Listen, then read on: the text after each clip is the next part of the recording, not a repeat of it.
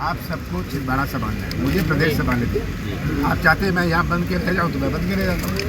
नहीं, आप सब जगह देख रहे हैं क्या हो रहा है पूरे प्रदेश में, किस तरह दंगा फिसाद पूरे देश भर में ये कर रहे हैं। दंगा फिसाद बहुत ये पूरे देश को बर्बाद करके छोड़ेंगे। पीसीसी चीफ कमलनाथ की ये बातचीत छिंदवाड़ा में इफ्तार पार्टी में हुई और अब उनके दंगे वाली इस बात को बीजेपी ने भी लपकने में देरी नहीं की।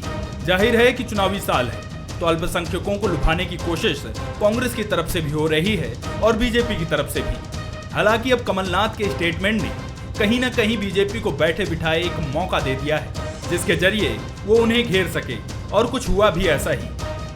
सबसे पहले सीएम शिवराज सिंह ने कमलनाथ को निशाने पर लिया और कहा कि कमलनाथ डर दिखाकर वोट पाना चाहते हैं।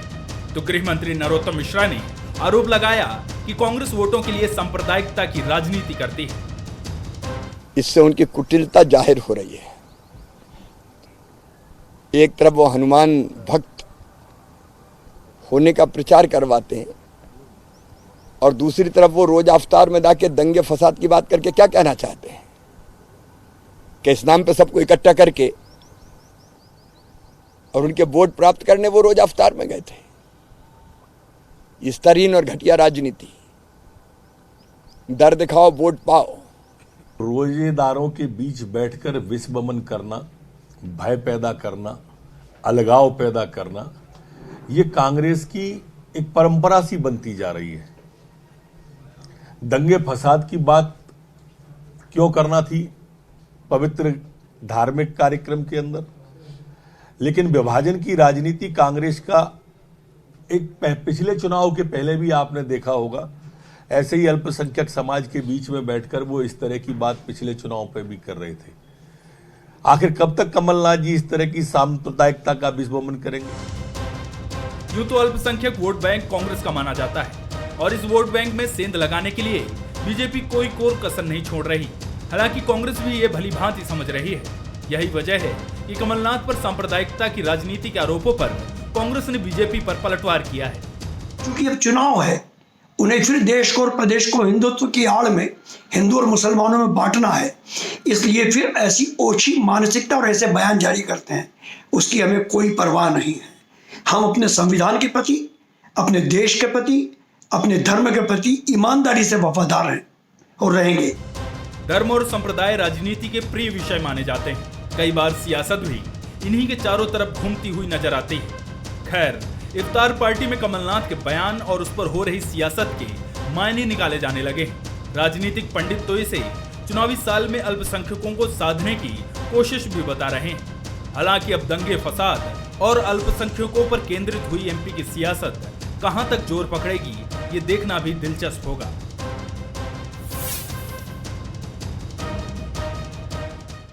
बंसल न्यूज के सवाल नंबर 1, क्या इफ्तार पार्टी में कमलनाथ की बातचीत चुनावी मुद्दा बनेगी? सवाल नंबर 2, क्या सियासी बयानबाजी के पीछे अल्पसंख्यकों को लुभाने का मकसद है? सवाल नंबर 3, क्या बीजेपी और कांग्रेस अल्पसंख्यकों को गेम चेंजर की भूमिका में देख रहे हैं? नमस्कार, मैं हूं मनोज सैनी। आज का हमारा मुद्दा है इफ्तार, सियासत जोरदार। छिंदवाड़ा में पीसीसी चीफ कमलनाथ इफ्तार पार्टी में शामिल हुए, जहां उन्होंने बातचीत करते हुए यह कह दिया कि देश में दंगे फसाद हो रहे हैं। अब इफ्तार पार्टी में उनका यह कहना प्रदेश की सियासत को गरमाने के लिए काफी था। बीजेपी ने फौरन कमलनाथ पर निशाना साधते हुए इसे वोट बैंक की राजनीति से जोड़ दिया है। जाहिर सी बात है, इस साल विधानसभा चुनाव होने हैं, ऐसे में अल्पसंख्यकों को लुभाने की कोशिशें तो शुरू होती ही है। हालांकि कमलनाथ की इस बातचीत के बाद फिर से अल्पसंख्यक केंद्र में आ गए। लेकिन आप याद कीजिएगा वो पुराना वक्त जब रोजा इफ्तार भी हुआ करते थे, बड़ी तादाद में नेता लोग पहुंचा करते थे। लेकिन आजकल तस्वीरें कुछ कम आती है और दूसरी तरफ बात सबकी होती है। आज तो वैसे भी हनुमान जी का प्रकटोत्सव है, तो तमाम नेता, तमाम लोग भगवान हनुमान के मंदिर में भी पहुंच रहे हैं। लेकिन ऐसे में फिर ये जो वीडियो सामने आया, उसने सियासत को एक दूसरी दिशा में पहुंचा दिया और बीजेपी इसमें माहिर है, समझते हैं। लेकिन आज इसके मायने मेरे साथ 3 मेहमान जुड़ रहे हैं। नरेंद्र शिवाजी पटेल है, सह मीडिया प्रभारी भारतीय जनता पार्टी के, आपका बहुत स्वागत है। अवनीश बुंदेला जी हैं, प्रवक्ता कांग्रेस के, अवनीश जी आपका भी स्वागत है। संदीप पौराणिक जी वरिष्ठ पत्रकार हैं, आपका भी स्वागत है। संदीप जी, इस वीडियो को देखकर आप क्या कहेंगे? ये तो सच है कि मौका है चुनाव का, और जब कभी ऐसे कुछ वीडियो या इस तरह की बात आप कह दें, अब उन्होंने किस रूप में कही ये तो कह पाना बड़ा मुश्किल है। जैसा कमलनाथ जी ने कहा होगा, जाहिर है उनको बुलाया होगा तो गए। वो ये भी कहते हुए नजर आए हैं कि अब मुझे छिंदवाड़ा से बाहर निकलना पड़ेगा, तो चिंता मुझे छिंदवाड़ा की नहीं।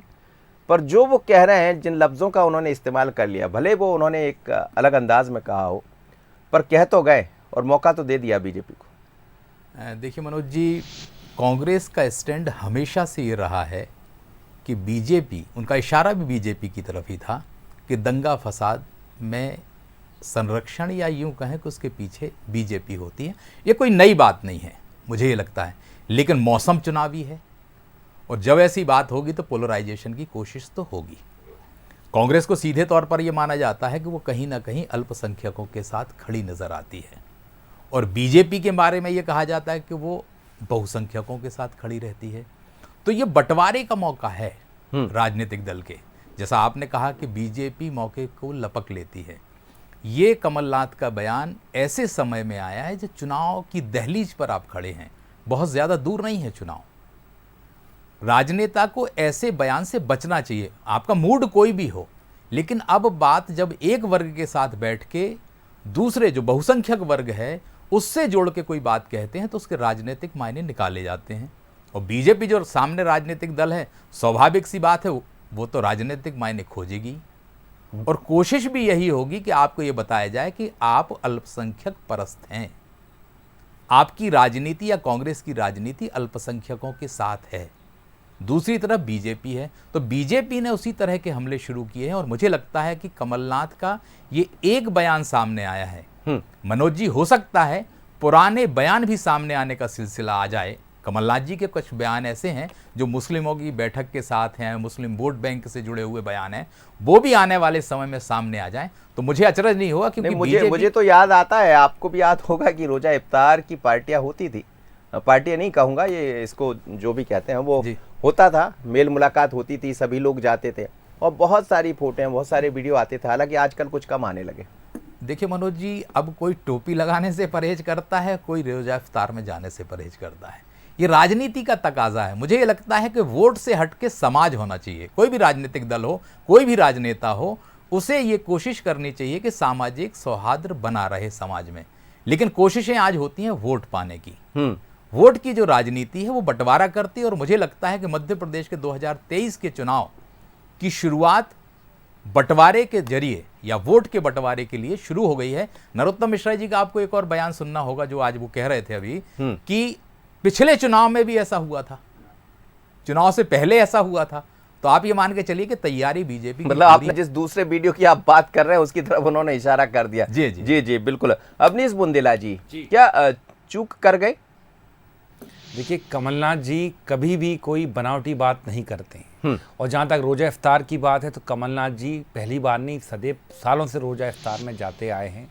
वो पंजाबियों के यहाँ गुरु नानक देव साहब को माथा टेकने भी जाते हैं, ईसाइयों के यहाँ भी जाते हैं और हिंदुओं के यहाँ भी जाते हैं। और आज आपने देखा उन्होंने हेलीकॉप्टर से बजरंगबली पर फूल पुष्प की वर्षा भी की। और कमलनाथ जी बजरंगबली के कितने भक्त हैं मनोज जी? कल भी हम डिबेट में देखे, भाजपा प्रवक्ता ने खुद माना कि हाँ वो हनुमान भक्त हैं। ठीक है, आपके ही साथ था मनोज जी में। बाकी सबसे बड़ी बात जो सही बात है वो मैं समझ सकता हूँ भाजपा को चुभी क्यों, इसलिए चुभी, मैं कोई झूठ बात नहीं करूंगा। आप आरटीआई लगा लें, आरटीआई भी मनमोहन सरकार की देन है। 528 लोग मॉब लिंचिंग में मारे गए हैं पूरे देश में पिछले 8 साल में। ये आंकड़ा हो सकता है मध्य प्रदेश में कम हो, लेकिन राजस्थान, उत्तराखंड, झारखंड, बिहार, उत्तर प्रदेश, यहाँ ये आंकड़ा बहुत बढ़ जाता है। और यहाँ मैक्सिमम समय जब भी हुई है सरकारें भाजपा की ही रही हैं, भाजपा की रही किसी, लेकिन ये जो शुरुआत हुई है, शुरुआत कहाँ से हुई? इनके जो कई निरंजन ज्योति और कई सारे जो इनके साधु नेता जो संत हैं बेसिकली, लेकिन हैं वो सांसद, उनके बयान किस तरह के, खुद योगी आदित्यनाथ जी का बयान किस तरह से आता है कि अगर वो हमारी एक लड़की को मुसलमान बनाएंगे तो हम उनकी 50 लड़कियों को हम नहीं सर, सर, ये इस तरह की परहेज कीजिए। मनोज जी, जी। इस तरह के ओपनली परहेज भाषण कीजिए। मनोज जी, ये शुरुआत होती है, यहाँ से नफरत फैलती है। अच्छा, मैं बड़ी अच्छी नहीं, लेकिन उन्होंने जो कहा कि अब वो नफरत की बात नहीं थी, मैं नहीं कह रहा, देखिए जो वीडियो में दिख रहा है उसकी बात मध्य कर रहा हूं। प्रदेश में भाजपा के शासनकाल में नरोत्तम मिश्रा जी के गृह मंत्री रहते हुए पाकिस्तान जिंदाबाद के नारे लगते हैं, कहीं दूर नहीं लगते हैं। मध्य प्रदेश में खरगोन, उज्जैन में कई बार दंगे हो चुके हैं और छोटे मोटे दंगे तो कई सारे हैं। तो बिगड़ती हुई कानून व्यवस्था की जिम्मेदारी, दंगे नहीं हो रहे क्या, आप मुझे बताएं। कमलनाथ जो कहे वो सही कहे या गलत कहे? बिल्कुल सही कहा उन्होंने कि दंगे हो रहे हैं और भाजपा दंगे प्लांट करती है, ये बात स्पष्ट हो चुकी है जी। और कहीं ना, क्योंकि ये रोजगार उत्सर्जन या लोगों को सस्ता खाद्यान्न देना इनका लक्ष्य ही नहीं है। इनका देखिए, आप बताएं, इतने सालों बाद अब अगर आप 80 करोड़ लोगों को थैलियां बांट रहे हो तो वो देश की असफलता है, सफलता नहीं है। और सबसे बड़ी बात, हम तो कहते हैं शिवराज जी कहाँ गए, आपके भूल गए आपके इवेंट, आपने इतने सारे इवेंट किए, भूल गए आप। मैं लौटता हूं। शिक्षा कर्मियों की बात भूल गए। नयन शिवाजी पटेल जी, अब सब कुछ तो सुन लिया आपने, जवाब दे दिया।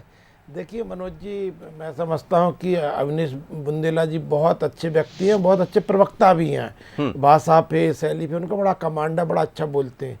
लेकिन उनकी समस्या एक सबसे बड़ी ये है कि कांग्रेस पार्टी की तरफ से ऐसे बहन को डिफेंड कर रहा है जिसको डिफेंड करना संभव नहीं है।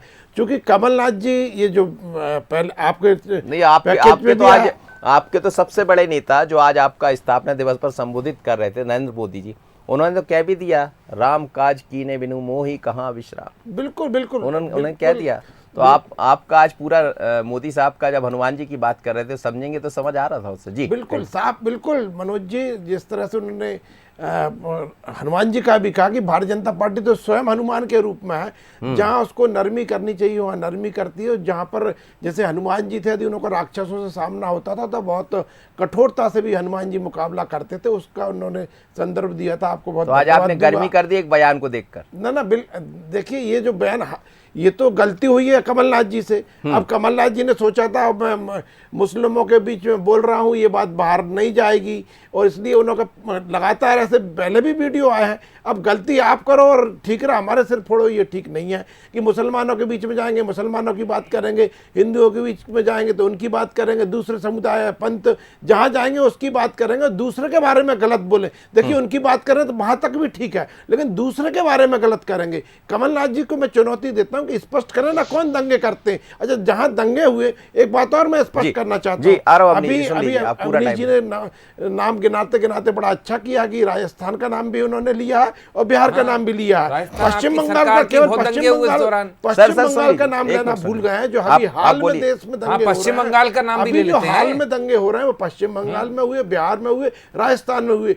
एक भी दंगा ये बता दें कि जो भारतीय जनता पार्टी के शासित राज्य में हुआ हो, एक भी दंगा नहीं बताएंगे। अभी हाल की बात कर रहा हूं, अभी जो रामनवमी पे जहां पर पथराव हुए, अब आपने रोहिंग्या को देंगे, शरण देंगे, म्यांमार से लोग आएंगे, बांग्लादेशी लोग आएंगे, और उनको आपके वोटर हैं चूंकि वो, इसलिए आप उनको प्रोत्साहन देते हैं। और ऐसे लोगों को जब प्रोत्साहन देंगे तो निश्चित रूप से देश में स्थिति बिगड़ेगी। तो मैं तो कमलनाथ जी को धन्यवाद देना चाहता हूँ, कमलनाथ जी को धन्यवाद देना चाहता हूँ कि उन्होंने बहुत अच्छा कहा कि ये लोग देश को बर्बाद करना चाहते हैं, दंगे करना चाहते हैं। केवल उनका इशारा या चिन्हित करने का उनका नजरिया गलत हो सकता है केवल, लेकिन ये बिल्कुल स्पष्ट है, उनको चिन्हित करने की आवश्यकता है जो दंगा फैलाते हैं। मतलब कमलनाथ जी ठीक कहा ना, आप कह रहे हैं कमलनाथ जी ठीक कहा? मैं यही नहीं, मैं आप मेरी बात स्पष्ट कर दूं, मेरा कहना ये, उन्होंने बिल्कुल सही बात कही है, लेकिन उन्होंने इशारा गलत तरफ किया है। सही तरफ इशारा यदि वो कर दे, उन देशद्रोहियों को पहचान ले जो इनके वोटर हैं, वो लोग जो देश में दंगा फैलाने का काम करते हैं, जो बांग्लादेश से आ रहे हैं, जो जिनको उन्होंने आपके वोटर की तरफ इशारा किया। कमलनाथ जी से इतना लगाव है भाजपा को कि भाजपा प्रवक्ता रोज कमलनाथ जी को सही ठहरा रहे हैं। अच्छी बात है ना, हम तो कह रहे हैं ना, कमलनाथ जी जैसे नेता बने रहे, राहुल गांधी जी जैसे नेता बने रहे, ये तो भारतीय जनता पार्टी के स्टार प्रचारक हो गए हैं, स्टार प्रचारक हैं। कमलनाथ जी ने हिंदू समाज की भी आंखें खोल दी हैं, पूरे देश की आंखें खोल रहे हैं कि ये मुसलमानों के बीच में जाएंगे, मुसलमानों की बात करेंगे, आपके बीच में आएंगे तो ऊपर से जनेऊ पहने आएंगे, और जब ईसाइयों के बीच में जाएंगे तो शायद वो सलीम लेके चलेंगे। अरे भैया, आप जिसके भक्त हो उसके बने रहो, ये बहरूपिया बनने की क्या जरूरत है? केवल वोट के लिए बहरूपिया बन जाना, दूसरे पक्ष को गलत ठहराना बिल्कुल बहुत ही गलत है। नरेंद्र शिवाजी पटेल ने सब कह दिया, और थोड़ी देर पहले आप और संदीप पुराणिक साहब भी जो चिंता व्यक्त कर रहे थे, वहां से कमलनाथ जी की बात सच साबित होती है। सबसे बड़ी बात, ये बात हो क्यों रही है? ये बात इसलिए हो रही है कि आपकी कानून व्यवस्था जर्जर है, आपकी कानून व्यवस्था कमजोर है। भाजपा सुनिए, प्रदेश क्षेत्र में नहीं है। नरेंद्र भाई सुन ले।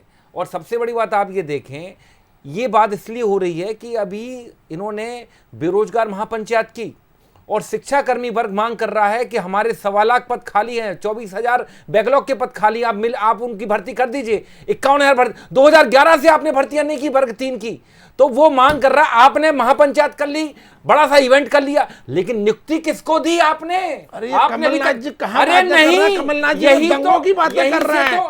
कमलनाथ जी तो दंगों की बात कर रहे हैं। भाई सुन लें, यहीं से तो विषय है कि धर्म की ओर आप मोड़ दो। अरे साहब, कमलनाथ जी ने अगर कहा है कि पूरे प्रदेश में भाजपा दंगा करवा रही, तो नहीं करवा रही क्या? कहां हो रहा है? आपके केंद्रीय मंत्री गिरिराज किशोर कहते हैं कि अगर भाजपा हारेगी तो पटाखे पाकिस्तान में चलेंगे, तो इससे दंगा नहीं होगा और क्या होगा? क्यों होगा भाई, क्यों होगा? मुख्यमंत्री इसमें दंगा क्यों होगा? पाकिस्तान में पटाखे चलेंगे, पाकिस्तान की ट्रैवलिंग एजेंसी खोल रखी है बात को लेके, पाकिस्तान चले जाओ, तो ये दंगा फैलाने की, दंगा भड़काने, मेरे देश में कैसी बात भाई? और सुनिए एक बात, क्या मेरे देश में पाकिस्तान प्रेमी लोग रहते हैं क्या? बिल्कुल, आप जैसे लोग पाकिस्तान प्रेमी लोग हैं जो जिन्ना की मजार पर नाचते हैं, पाकिस्तान बस लेकर जाते हैं बिना बुलावे के। सर उसके बाद तो देखिए ना अवनीश जी पाकिस्तान परस्त है अवनीश जी, उसके बाद देखिए ना कितनी सरकारें बन गई, केंद्र में, राज्य में कितनी सरकारें बीजेपी की बन गई। आप क्यों ये गलती करो? योगी आदित्यनाथ खुले तौर पे प्रचार करते टाइम अब्बा जान करते हैं, ये क्या है मुझे बताएं? ये बहस को ले जाना चाह रहा है, कमलनाथ जी के बयान पे नहीं बोल रहे हैं। कमलनाथ जी के बयान, योगी आदित्यनाथ तो बहुत कुछ कहते हैं जी। अगर हिम्मत है तो रोजगार की बात करिए, कमलनाथ जी के बयान पे आइए ना। डीजल पेट्रोल की बात अरे करिए, तो कमलनाथ जी कहाँ कर रहे थे? बात करिए। कमलनाथ जी रोजे में ये बातें कर रहे थे क्या? रोजे में देखिए, चलिए मैं संदीप पुराणी की बात, आप दोनों की बात हो गई। पवित्र काम में कहते हो, दंगों की बात कर रहे हैं। जी ने आज ही के देखिए, कमलनाथ, मैंने शुरुआत में कहा कमलनाथ जी पहली बार अवतार में नहीं गए, पहले भी जाते रहे, और कमलनाथ जी ने दंगों की बात करने जाते हैं। क्यों आप दंगे नहीं करवा रहे? आप इतने पवित्र काम में गए थे, आप जो रोजेदार रहे, गुजरात में दंगे हुए, रोजे रखे थे, उत्तर प्रदेश में दादरी गैंगरेप क्या है? तो लेने दीजिए सर, बहुत टाइम मेरे पास नहीं, हाथरस गैंगरेप क्या है? दंगे नहीं है, वर्ग कमलनाथ जी पर तो आ जाइए, प्रति नफरत है। वो जो अब आप जाति संघर्ष करवाना चाहते हैं, उन्होंने जो कहा आपने मौका तो दे दिया ना बीजेपी को। देखिए मनोज जी, मैं मनोज जी, अब जनता बहुत ज्यादा समझदार है, जनता रोजगार मांग रही है, जनता काम मांग रही है, बहुत देख लिए। चलिए मैं लौट रहा हूँ सर, संदीप जी, संदीप भाई, मुख्यमंत्री आपको शिवराज, मैं आ रहा हूँ सर। अवनीश जी और नयन शिवाजी पटेल साहब रुकिए जरा 2 मिनट। संदीप भाई, जिस तरह की बातें आप दोनों को सुन रहा है, लेकिन एक आज हमने देखा दोनों चीजें हैं। एक तरफ तो ये वीडियो भी दिखाई दिया जिसको लेकर भारतीय जनता पार्टी ने देर नहीं की, और वो तो देर करेगी भी नहीं। दूसरी तरफ प्रधानमंत्री को आज हम देख रहे थे स्थापना दिवस के मौके पर, उन्होंने हनुमान जी की बात बहुत की आज, और पूरी भारतीय जनता पार्टी को हनुमान जी से जोड़ दिया। उन्होंने कहा कि जिस तरह हनुमान काम करते हैं, उन्होंने मेहनत की, जहाँ अच्छा काम करते हैं वहाँ उस हिसाब से काम करते हैं, धैर्य भी है, संयम भी है, लेकिन जहाँ हनुमान जी जैसी शक्ति की जरूरत पड़ती तो भारतीय जनता पार्टी को उस शक्ति के साथ बढ़ना पड़ेगा। और राम काज कीने बिना मोहे कहाँ विश्राम, मतलब एक तरफ ये मुद्दा आपने दे दिया बैठे बिठाए, दूसरी तरफ प्रधानमंत्री ने कह दिया कि राम काज कीने बिना मोहे कहाँ विश्राम। ये दोनों चीज़ों को कैसे देखेंगे? देखिए मनोज जी, बात जहाँ हनुमान जयंती की है, इस मौके पर स्वाभाविक सी बात है कि उनके आदर्श के तौर पर देखा जाएगा। उनके जो आराध्य हैं वो एक हिंदू समाज के, और स्वाभाविक सी बात है कि राम से जोड़ के बात की जाएगी। तो एक आदर्श आपने बताया राम और हनुमान को, दूसरी तरफ बात आ गई मध्य प्रदेश में कमलनाथ के बयान की।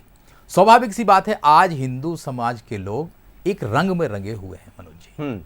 शायद ही है कोई ऐसा मंदिर हो जहां लोग ना पहुंचे हों, और लोग इस उत्सव को भी बड़े तरीके से मना रहे हैं। तो लोगों के आज मन में कौन अपने आराध्य हैं, हनुमान है, और दूसरी तरफ इस तरह का बयान सामने आ गया।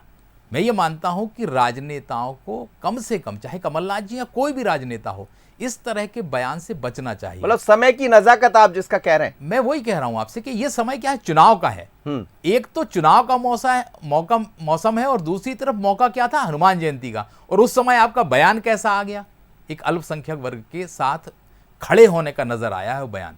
उसके अर्थ बहुत से निकाले जा रहे हैं, बीजेपी उसी तरह से बात भी कर रही है। मुझे ये लगता है कि ये एक डैमेज है कांग्रेस के लिए। अब कंट्रोल कैसे करेगी ये तो समय बताएगा, क्योंकि सीधा जवाब तो आपके पास मुझे लगता है ऐसा हो नहीं पाएगा, क्योंकि कांग्रेस के एक और नेता हैं दिग्विजय सिंह जी, जो हमेशा अल्पसंख्यक परिस्थिति की बात करने के आरोप उन पर लगते रहते हैं। हो सकता है वो सही कहते हैं, गलत कहते हैं, एक अलग उनका नजरिया है, लेकिन ये वाला बयान भी उसी दिशा में बढ़ रहा है। मुझे लगता है कि चुनाव में कांग्रेस के लिए ये भारी पड़ सकता है। जी अवनीश जी, बहुत छोटी प्रतिक्रिया, वक्त थोड़ा कम है मेरे पास, 1 मिनट में अपनी बात कह लीजिए। ये जो बार बार मैं फिर कहूँगा, गलतियाँ मैं नहीं कह रहा हूँ। देखिए, किसी भी धर्म में भारत की संस्कृति, भारत की परंपरा, भारत का संविधान ये कहता है कि यहाँ सभी धर्मों को समान अधिकार है और उस तरफ चलता भी है भारत। लेकिन जिस तरह से चुनावी मोड पर, चुनावी वर्ष में ये सब चीज़ें होती है तो अल्पसंख्यक बहुसंख्यक सब आ जाते हैं। और ये भी सच है कि जहाँ कमलनाथ जी पहुँचे वो तस्वीरें देखकर, जैसा बीजेपी दिखा रही है उसको, तो एक दूसरी तरफ इशारा तो कर ही देती है। और कहीं ना कहीं कांग्रेस को इन चीज़ों से, मैं नहीं कहता कि वहाँ मत जाइए, जाना ही चाहिए, आपका हक बनता, सबका हक बनता, जाना चाहिए, हम भी जा सकते हैं, लेकिन कहीं ना कहीं कुछ समझने की जरूरत है, कुछ गलती, कुछ चूक हो जाती है। मैं इस जगह कहूँगा, मुखिया मुख सा चाहिए खान पान का एक, जो मुख होता है वो उसको अपने शरीर के सारे हिस्सों का ध्यान रखना पड़ता है। आप ध्यान रखें इस बात का, अगर आप पब्लिक लाइफ में हैं और अगर आपके देश में आप देखें, ये देश जो है सिर्फ एक यहाँ पे ठीक है रहने की पद्धति सनातनी है, लेकिन यहाँ मुसलमान भी रहते हैं, हिंदू भी रहते हैं, जैन भी रहते हैं, ईसाई भी रहते हैं और पंजाबी भी और भी कई धर्म के लोग रहते हैं। अगर हम कहें कि हम इफ्तार में नहीं जाएंगे तो ऐसी राजनीति भारतीय जनता पार्टी कर सकती है। नफरत, यही तो नफरत फैलाने की राजनीति है मनोज जी, हम नहीं कर पाएंगे। हम तो सबके साथ, सर इफ्तार में जाइए ना, लेकिन वो बात जो कह रहे हैं कि देश में दंगे फैलाना, उस जगह जाके कह रहे हैं जहां को बीजेपी लपक लेगी। मैंने कहा कमलनाथ जी एक बात का जवाब दे रहे हैं कि मुझे छिंदवाड़ा तक सीमित मत रखिए, मुझे और भी बिल्कुल सही बात, छिंदवाड़ा को उन्होंने सुरक्षित कर दिया। छिंदवाड़ा पूरी तरह से डेवलप है, जाएं भाजपा वाले प्रयास करें, जो तोड़ना चाहते हैं तोड़े वहां पर। तो वो यही उत्तर दे रहे हैं कि साहब मुझे और भी प्रदेश में देखना है कि भाजपा, मतलब आपका ये कहना है कि उन्होंने छिंदवाड़ा को सुरक्षित कर दिया, इसलिए भारतीय जनता पार्टी ने उसको मुद्दा बनाया। मनोज जी, सरकार किसकी? खरगोन उज्जैन में जब दंगा हुआ मुझे बताएं, दंगा नहीं हुआ, धार में दंगा नहीं हुआ, मुझे बताएं किसकी सरकार थी? इस बात का जवाब दीजिए। और क्या हुआ अंत में?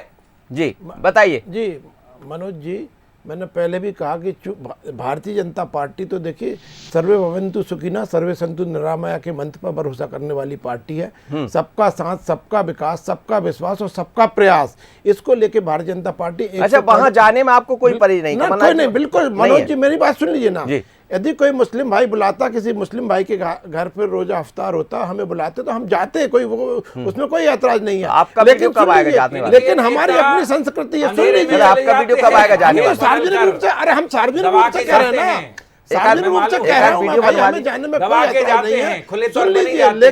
लेकिन केवल बहरूपिया बनना और उस संस्कृति को करना, मैं देखिए, मैं सुन लीजिए ना, मैं देखिए इनको केवल ये देश के विभाजन के लिए कांग्रेस जिम्मेदार थी। और आज भी केवल ये अंग्रेजों के उत्तराधिकारी हैं, अंग्रेजों के। आप नरेंद्र मोदी जी के लिए कह रहे हो ना बहरूपिया, सुन लीजिए ना, बहरूपिया तो वही होता है। हमारे कमलनाथ जी तो सफेद कुर्ता पजामा पहनते हैं। भैया सुन लो ना, अवनीश जी सुन तो लीजिए, थोड़ा सा उसको भी बोल दो, अपने नेता को भी बोलो। नहीं सुन लीजिए, प्रधानमंत्री के बारे में बोल रहे हो, 30 सेकंड सुन लीजिए, प्रधानमंत्री के लिए बोल रहा है तो अपने नेता का, राहुल गांधी के बारे में मैं दे दूंगा। उन्होंने कितनी ड्रेस बदल दी, कभी दाढ़ी बढ़ाएंगे, कभी दाढ़ी कटाएंगे। अरे अभी कितने थे तो आप परेशान थे कि अरे बाबा कैसे बहरूपिया बन के घूम रहे, सबको मालूम है। अब देश की संस्कृति का सम्मान करना, देश की को आपने, सुन लीजिए, आप बोल लो फिर यार, सांसद पद से हटा दिया ना आपने, खुश आप सुन लो। मैंने क्यों हटा दिया भैया? आपको न्यायालय ने हटा दिया, मेरी पार्टी ने क्यों हटा दिया? न्यायालय ने हटा दिया। अब क्या चाहते हैं? मानना चाहते न्यायालय ने हटा हो दिया, जेल में डाल दो। राहुल गांधी जी को मानना चलिए चाहते हैं। अंतिम प्रतिक्रिया बहुत आपने जल्दी डाला था, संदीप 21 जी, महीने। चलते चलते अरे, संदीप जी 21 हो गया सर, आपका पूरे समय देश खत्म का हो गया। संदीप जी चलते चलते क्या ये माना जाए कि 2023 चुनाव से पहले ये और चीजें दिखाई देंगी और जिस तरफ आपने इशारा किया बीजेपी उसकी तैयारी में है, चलते चलते संदीप जी की बात सुनिए, सिर्फ संदीप जी की बात सुनाइए। जी संदीप जी, जी मनोज जी, मैं ये कहना चाहता हूँ, इन पर कहने के लिए कुछ नहीं है, सर, इसलिए हमारी बात सर संदीप जी की बात तो सुन लेने दीजिए, आप हो गई दोनों की सबका बात, साथ हो गई। सबका विश्वास में संदीप भरोसा जी, करते हैं और उस सिर्फ पर संदीप जी करते की बात रहेंगे। सुन लीजिए, छोटा सा कमेंट संदीप जी। संदीप जी चलते चलते मैं ये पूछना चाह रहा हूँ कि आने वाले दिनों में और ये चीजें दिखाई देने वाली है, गलती तो हो गई। मनोज जी, ये आप मान के चलिए कि वोट पाने के लिए अब तो दाव चले जाएंगे, जिसको मौका मिलेगा वो हमला करेगा। मुझे कई बार ये लगने लगता है कि एक बड़ा फ्रेज हम लोग सुनते आए हैं कि शिकारी आएगा जाल फैलाएगा। अब जी। फंसता कौन है और कैसे फंसता है ये तो वक्त बताएगा। चलिए इंतजार कीजिए कि कौन फंसता है, कौन फंसाता है और क्या क्या होगा, लेकिन यहाँ फंसाने कही है। आपका बहुत धन्यवाद तीनों मेहमानों का। लेकिन मध्य प्रदेश में कमलनाथ का एक वीडियो सामने आया, उस वीडियो में जो बातें कही गई उसको मुद्दा बना लिया भारतीय जनता पार्टी ने। और वैसे भी इस समय तो चुनावी बयार दिखाई दे रही है, 2023 की तैयारी है, 24 की तैयारी है और आज हनुमान जी का मौका है तो हर जगह राम राम भी हो रही। लेकिन राम राम में ऐसा वीडियो सामने आ गया कि जिसने बीजेपी को बैठे बिठाए ये कहने को मजबूर कर दिया। अब जनता समझेगी कि कौन सही कौन गलत।